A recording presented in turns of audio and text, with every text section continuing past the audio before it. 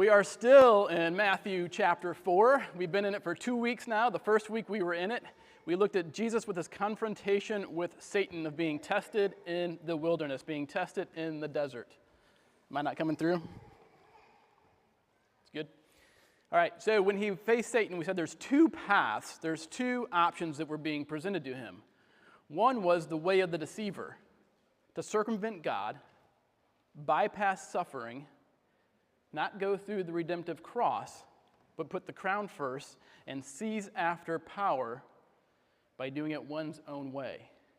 On the other hand, the other path on option is to do it God's way, faithful obedience, putting the cross before the crown and rightfully receiving his inheritance as the rightful heir of the kingdoms of the world.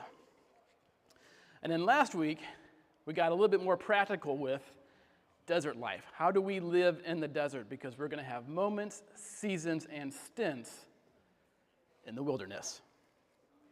And the wilderness is where God grows us up. It's where he shapes our faith and prepares us for the things he has prepared for us. But the desert is no fun. God can seem distant, quiet. Jack even said cruel, because sometimes in the desert, God can veil himself. He can hide himself from our immediate awareness. Again, why? To grow us, just like the parent that is having the child come further and further, knowing you can take more steps, building your endurance, getting your faith legs underneath you for what he is going to call you into. So now, Jesus has just come out of the desert. In Matthew 5, he's going to go up to the mountain. But before that, we have another section we have to deal with. So we're going to pick up in verse 12 of chapter 4. Now, when he heard that John had been arrested, he withdrew into Galilee. And leaving Nazareth, he went and lived in Capernaum by the sea in the territory of Zebulun and Naphtali, so that what was spoken by the prophet Isaiah might be fulfilled. The land of Zebulun and the land of Naphtali, the way of the sea beyond the Jordan, Galilee of the Gentiles. The people dwelling in darkness have seen a great light. And for those dwelling in the region and shadow of death, on them a light has dawned. From that time, Jesus began to preach, saying, "Repent, for the kingdom of heaven is at hand." While walking by the Sea of Galilee, he saw two brothers, Simon, who is called Peter, and Andrew, his brother, casting a net into the sea. For they were fishermen. And he said to them, "Follow me, and I will make you fishers of men." Immediately they left their nets and followed him. And going on from there, he saw two other brothers, James, the son of Zebedee, and John, his brother, in the boat with Zebedee, their father, mending their nets, and he called them. Immediately they left the boat and their father and followed him. And he went throughout all Galilee, teaching in their synagogues and proclaiming the gospel of the kingdom and healing every disease and every affliction among the people. So his fame spread throughout all Syria. And they brought him all the sick, those afflicted with various diseases and pains, those oppressed by demons, those having seizures and paralytics, and he healed them. And great crowds followed him from Galilee and the Decapolis, and from Jerusalem and Judea, and from beyond the Jordan. So I want to take a few moments to get us all reoriented, or maybe for the first time, make sure that we are reoriented with the lay of the land in the book of Matthew, because Matthew is very intentional on how he has been structuring his count of the historical life of Jesus. And especially in these opening chapters, chapters 1 through 5, Matthew has been echoing, alluding back to the Pentateuch, the first 5 books of the Bible, sometimes called the Torah, or the books of Moses. And when we look at those first 5 books of the Bible, they are structured as an ancient covenant. And we still talk about covenants today, not a major part of our vernacular, but if you live in a neighborhood, you have covenants. What do? They organize how we relate to each other, hopefully as good neighbors. We still have the covenant of marriage, giving formal backing to the mystery of a man and a woman becoming one. There's an intimate relational side to some covenants, but they're all relational. And it was similar in the ancient Near East. In fact, there are multiple different covenants. I'll just give you a few examples. Many of these show up in the scriptures. One of the prominent covenants in antiquity was that of a suzerain and a vassal. So the suzerain is a powerful, greater king or a greater nation in relationship to a lesser or weaker nation. And often how that relationship would be organized and administered would be through a covenant. They, of course, had marriage covenants. There's covenants around friendship, Jonathan and David being a notable example of that. And then there was covenants that formed general agreements. See this multiple times in Genesis over using water wells. But the two types of covenants I want to draw our attention to is the suzerain vassal and the marriage covenant. God approaches his people as a vassal, as a nation, to be their king and to enter into covenant with them. But not just as a king, as a husband, one who loves them. When we look back at Exodus 19 and 20 through 24, when God takes his people to Mount Sinai and enters into a covenant with them and ratifies it, it has all the markings and the makings of an ancient Hebrew wedding. God is entering into a marriage covenant with his people. He's going to be their king, yes, but his people will be his bride. He says, I will be your God, and you will be my people. Language that is lifted right out of ancient Near Eastern marriage documents. Now, if we were to map out these first 5 books, they themselves are structured as an ancient Near Eastern covenant. There are 7 elements that you would often find in a covenant, and all of them are present in the first 5 books of the Bible. So normally you would start out with a preamble. So the preamble is where you would introduce the suzerain or the great king. And here's why you did that. The king is saying, hey, here's why you want to be in relationship with me. Genesis 1. You want to know why you want to be in relationship with me? Kind of a big deal. I created all of this. This is the king. This is the relationship that's on offer. And then after you would introduce the suzerain, the great king, after that you would rehearse the history of the two parties. It's called the historical prologue. We do this at weddings today. Well, how'd you guys meet? How did the whole relationship unfold and develop?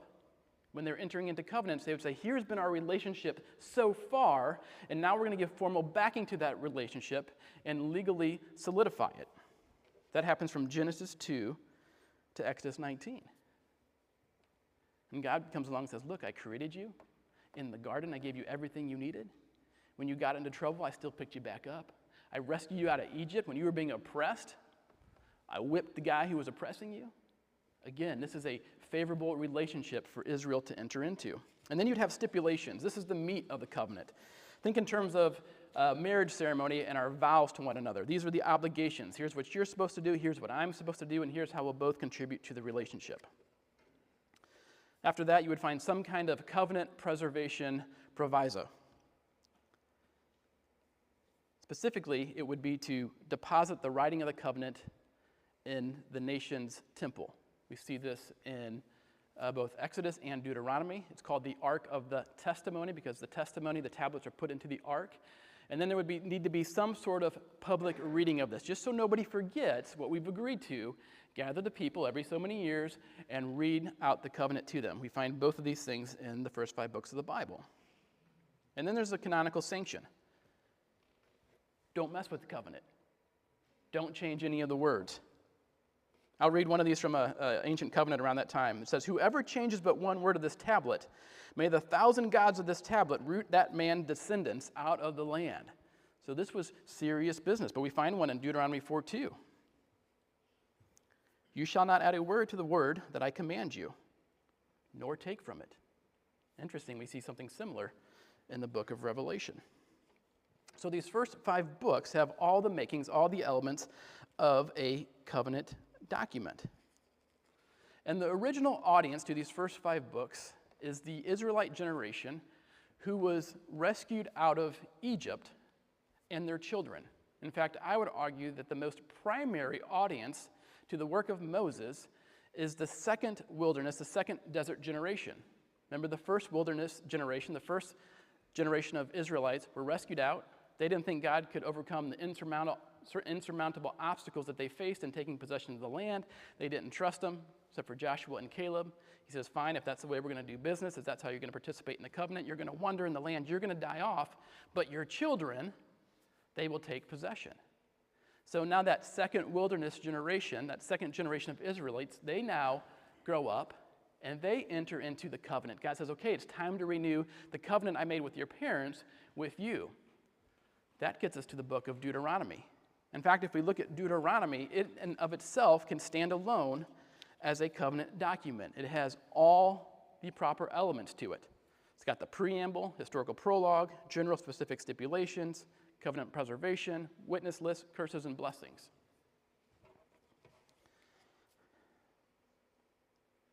So when we get to Matthew now, we want to pay attention to how he's structuring the book.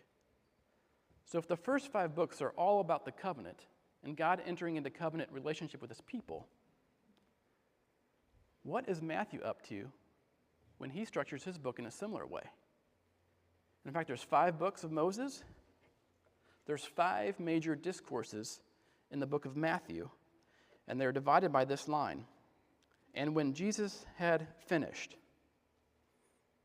that telelesson, teleo in the Greek, when Jesus had completed, when he had fulfilled, 5 times that shows up through the book, corresponding to the 5 books of Moses. It's a new Pentateuch. It's a new covenant. God is renewing it. He's doing it again with his people. And it gets even more interesting because when Jesus is in the desert and he's tested, what does he quote from? 3 times the book of Deuteronomy, the major covenant renewal document. God is going to renew his covenant with his people through Jesus. Matthew is recording it for us. But the question that now comes to the top is, well, who are God's people? What people are being constituted under the new covenant as his? And I always want to be nuanced, just as a reminder, that word new. Sometimes we can have this impulse to say, well, the God of the Old Testament seems really different from the God of the New Testament. And maybe we separate the two apart, and we lose our primary interpretive lens for the New Testament. This word new is one of the words that guards against doing that. The new covenant. In the Hebrew, kadash. Not something entirely new, not something completely and unrecognizably different, but it has the nuance of to renew, to make new, to restore. And when the Hebrew Bible gets translated into Greek, the authors had 2 words at their disposal. One was neos. This meant something completely different that didn't exist before. The other word, kainos, to improve upon, to renew, to restore. This is a restored covenant, meaning there's going to be continuity and there's going to be discontinuity. There's going to be some things that are the same and some things that are radically different. And we can start seeing some of those promises of you're going to have a more pervasive experience of the Spirit, which is going to give his people a renewed heart to actually follow his commands and be the people of God, to take the light to the nations. God is going to sit enthroned, not just over his inheritance, Israel, but over all the nations. And perhaps one of the biggest, newest features that's in purview here is that the new covenant is going to include all the nations, not as second-class citizens, but as full members under the covenant in the people of God. And this seems to be the point that Matthew continues to drive home. And he's been telegraphing this all along the way. Even when he started out, we looked at it. Matthew 1:1, the genealogy of Jesus Christ. He uses that Greek phrase, Biblos Genesis, the book of Genesis. That book of Genesis, it goes back to 2 times it shows up in that same grammatical, syntactical way. In Genesis 2:4, it shows up, and it's talking about the generation of the heavens and the earth. So it's the beginnings of all of creation. But the second time it gets used, it's of the genealogy of Adam, the genealogy of man.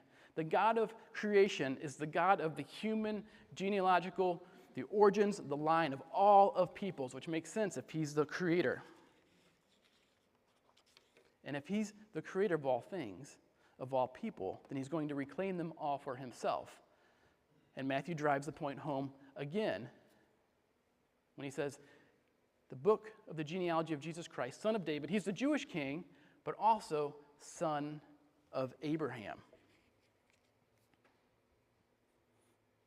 Abraham, in Genesis 17. His name, the father of multitudes, the father of the nations. He's called in response to Genesis 11 to bless the nations. When the nations had been scattered, God says, I'm taking this one man, I'm going to redeem them, and through him and his offspring, the nations will return to me. That's part of this covenant promise. But when Abraham is called, there is no Israel. Israel isn't in existence yet. It goes Abraham, Isaac, Jacob. Jacob has 12 sons. These are the 12 sons of Israel. So Abraham isn't just the father of the Jews. He's the father of the Jews and the Gentiles. And Matthew doesn't want us to miss that. And then one more thing happening structurally. And Rickson, if you put the slide up, you can see Israel's history against Jesus' history up there. If it's not working, all right, it's a good time to use the app. So when we look at the history of Israel and the history of Jesus, they mirror and map each other. They're in Egypt. There's a slaughtering of the babies. They're pulled out of Egypt. They're taken through the waters, into the desert to be tested, and up to Mount Sinai to be given the law. Jesus follows that same path in his infancy narratives as Matthew portrays it. He's taken into Egypt. He's brought out of Egypt. There's the slaughtering of the children. He's then taken through the waters and then out to the desert to be tested. And then he goes to the mountain in Matthew 5. Now, the question that I sat with this week is, so when we have him in the desert, the next thing you would expect if he's following Israel's history is that he would then go right to the mountain to teach. He's going to give the law as one who has greater authority than Moses. But he doesn't. We've got this little section right in here where Jesus is calling disciples. Well, that word calling, kaleo. God calls his people out of Egypt. This is when he forms them. This is when he constitutes them. But before going to Mount Sinai in Exodus 19, he calls elders. Moses calls those who are going to help him lead and form the people as they go to receive the law at Mount Sinai to be formed as one people of God, to live as the light, as God's billboard among all the nations. So we have Jesus following a similar path now of calling disciples who are going to help him lead and shape God's people under the new covenant. But these people aren't going to be just Jews. It's going to be the Jews and the Gentiles alike. And that's where we pick up in Matthew 4. So a couple of items I want us to see in these verses here in the second part of Matthew 4. So verse 12, now when he had heard that John had been arrested, he withdrew into Galilee, and leaving Nazareth, he went and lived Capernaum by the sea in the territory of Zebulun and Naphtali. The sea. Guess how many times the sea is mentioned? 4 times. In Matthew's genealogy, Gentiles were mentioned 4 times. It was the 4 women that were mentioned. 4 goes back to Isaiah. It's the 4 corners of the earth. It's all of creation, all of the world. So if we have the sea 4 different times, Matthew is showing us, he's embedded in the text, what Jesus is after now, he's going after all the Gentiles. He's going after all the nations that are his. He's going after the 4 corners of the earth. And to make sure we get it, he quotes from Isaiah. He's going into the Galilee of the Gentiles. Now, the Galilee of the Gentiles is made up of Jew and Gentile, but it's representative of the nations. Matthew is making sure that we know here. Here's what Jesus is going after. And then he says, the land of Zebulun and the land of Naphtali, the way of the sea beyond the Jordan, the Galilee of the Gentiles. See, Jesus just isn't going after the Gentiles. He's not leaving his people behind. He's going after Jew and Gentile. These 2 places, Naphtali and Zebulun. We know from 1 Kings 15, these were the first 2 tribes of Israel to go into exile. They were carried off by the Assyrians. The first to be carried off into exile and to leave darkness in the Galilee would then be the first to receive the light. So in quoting Isaiah here, Matthew is saying the exile, it's over. It's coming to an end. I'm reclaiming my people who would choose me, and I'm bringing in the Gentiles as well. The Jew first, and then the Gentiles. Sound familiar? That's Jesus' program later in Matthew. The same thing Paul says. First the Jew, then the Gentile, making the one people of God. But here, Matthew is placing an emphasis on the Gentiles, the reversal of Genesis 11. This is why we have this emphasis on the sea. He's pulling on all the Old Testament connotations of the sea, of chaos, of the abyss, of death, of destruction. Nobody could live in the waters of the sea. You can only live in the sea for so long before you drown in it. You can't drink its water. You need the living waters from above, the fresh water, to have life.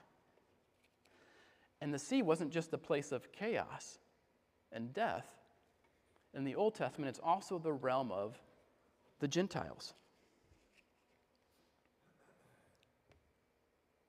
So Matthew is signaling here for us what Jesus is up to. He's going to the sea. He's going to the four corners of the earth.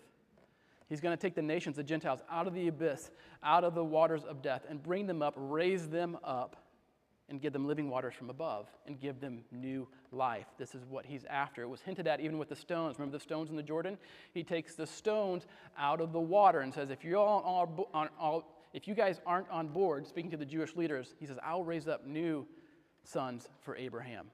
And stones in the Old Testament were representative of people. Once you read through and you look in Revelation and the prophecy back in Ezekiel, God takes stones and he shines them and he turns them into gems that reflect his glory and his light. He says, that's what I'm about. I'm taking the Gentiles up, bringing them up, making them full sons and daughters of Abraham, and bringing them into the covenant.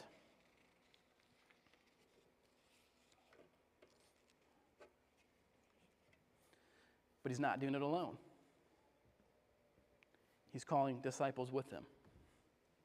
Two questions. How many disciples? And from where does he call them? He calls them from the water. And how many? Right here. 4. 4 disciples. 4 disciples that go to the four corners of the earth. And these guys are equipped and qualified for the job. Why?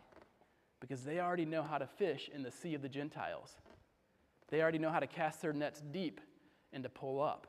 And Jesus says to them, you know what I'm going to make you now? Fishers of men. And there's one more parallel that I don't want us to miss. And there's too many connecting features to ignore it. I'm not going to go through them all. I just want to make the point and highlight one element. It's when Elijah calls his disciple Elijah. And it happens in 1 Kings 19, verses 19 through 21. Now, when Elijah calls Elisha, Elijah is working in his trade, just like the disciples that Jesus calls are working in their trade.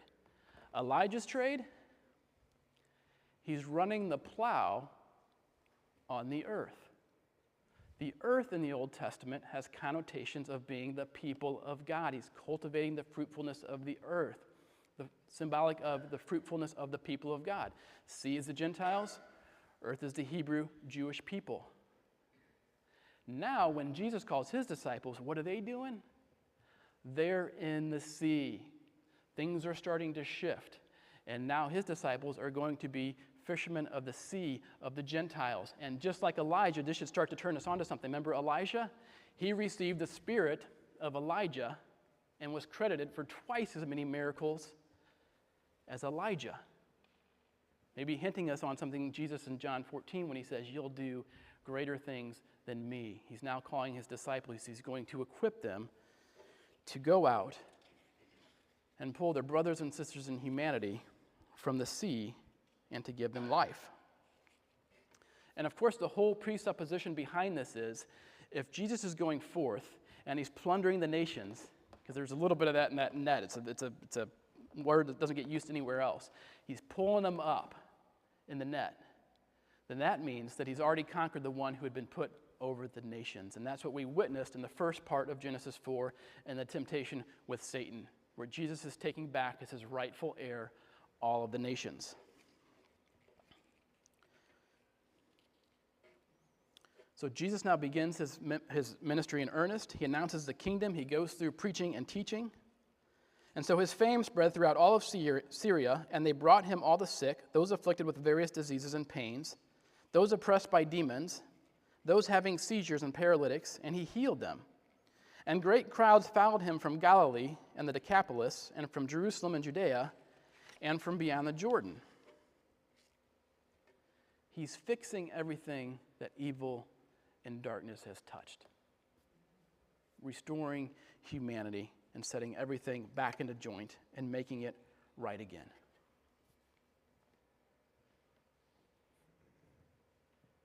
Especially taking back the power of evil, the demonic realm.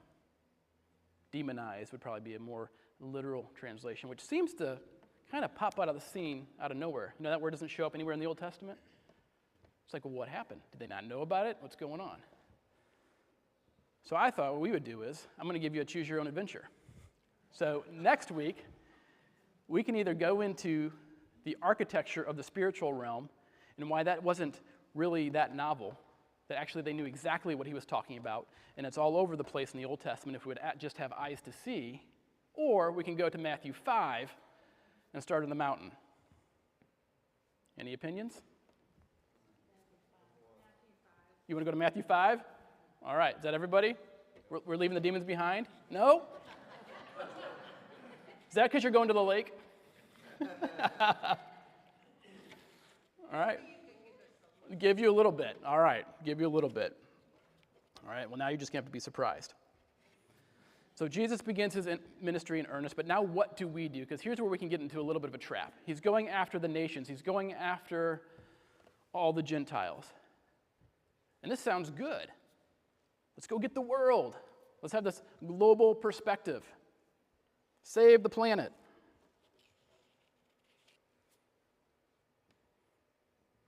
There's a sense in which that's true, but there's also a sense in which we're late to the party. The message has already gone out throughout the world. And not recently, back then, first century. This is one of those areas in the Bible we want to pay attention to. How were the original authors using their words when they're writing, and how would the original audience have understood them? The whole world, we see this show up in Luke 2:1. In those days, a decree went out from Caesar Augustus that all the world should be registered. Oikoumene is the word in the Greek. Not the whole inhabited world, not China, India, or the Inca Empire, but the Roman Empire, from one end of the Mediterranean to the other.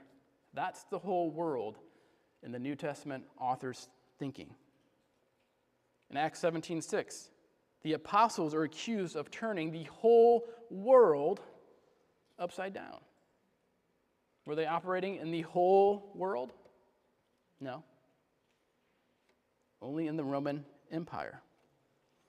Jesus in Matthew 24 says, "And this gospel of the kingdom will be proclaimed throughout the whole world as a testimony to all nations, and then the end will come." Spoiler alert. I'm going to make the case that there he's referring to the destruction of the temple and the passing away of the old covenant, which very much would have been understood as a passing away of the oikoumene, the old world of things, with Jerusalem at the epicenter. But my point is, they believe the gospel went out. Paul was on his way to Spain. It had gone out through the world. And the reason I say this is because when we look at the world, it can be overwhelming, especially as individuals. Wait a minute, we got to go through all the nations? How does this work? I want to suggest that God first calls us to be faithful where we are with the little things. Jesus calls 4 disciples, says, "Follow me," akalutheo. He's faithful with the 4. By the time we get to the end of the count here of Matthew 4, is it just the 4 following him? It's crowds. He's faithful with the little, then God gave the increase.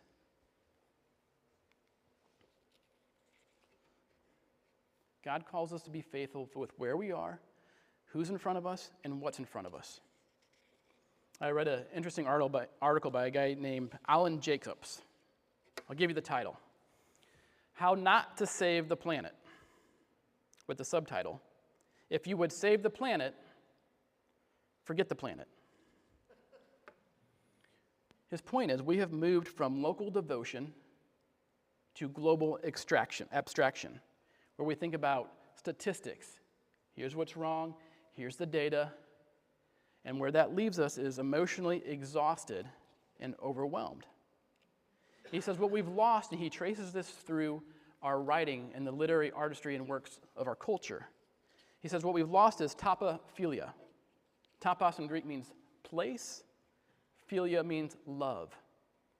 We've lost love of place, as he defines a profound love for specific small-scale landscapes that inspire readers through personal affections.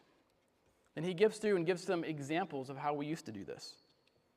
Henry David Thoreau, talking about a small pond in Massachusetts, Walden. Annie Dillard, a creek in Virginia, Pilgrim at the Tinker Creek. John Muir, a valley in California, the Yosemite. His argument is that the way that we inspire others to change and the way that we change things on a larger scale is starting on a small scale and being faithful and loving and committed to the small places where we are. And then when we can show that affection, that care, that's what moves the needle. So my question for us this week is, what, where, and who are the small places in your life?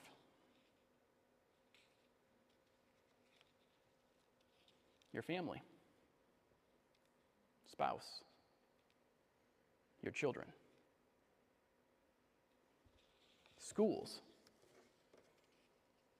place of work, your neighbors where God has placed you, those who need to be pulled out of the waters of the abyss and brought into the light. What does it look like to care, to serve, and love in the little things, and be faithful to where God has placed us in his sovereignty? Could have put you anywhere in the world, any time in the world, but he didn't. He put you where you are. So what does it look like to be faithful in those places? I was thinking about this morning, and I was looking outside my window and looking out at the field, our back field here. I don't know if you guys had that picture. And kind of the mist was coming up. And it was just beautiful. And I was thinking, man, how blessed we are to have this property, how blessed I am to sit and be able to look over that. But here's what we can do with the ecological angle of the gospel, the environment. We can say, we got to save the planet. I'm never going to get all the microplastics removed from the water this week. I'm not going to convince everybody to stop putting down broadleaf, and contaminating our water supply and killing the bees. What I can do, I can start in my yard. What we can do, we can start in the local church where God has put us. That's why I keep pushing us to beautify our property. Why? Because you want it to be a blessing. You want it to reflect God's glory. We can start with the little things, and we can be faithful. And when we're faithful in the living little things, God then is responsible for giving the increase and the greater responsibility. But it starts with the little thing. Jesus started with the 4, and then it went to the crowds. So now this week, as you go forth, may you go forth under the blessing and with the protection of God. May his face shine upon you, and you experience his grace and his favor, his undeserved and unending mercy. May he give you his peace, and may he equip and empower you to be faithful in the small things, where you are, with those around you. Amen.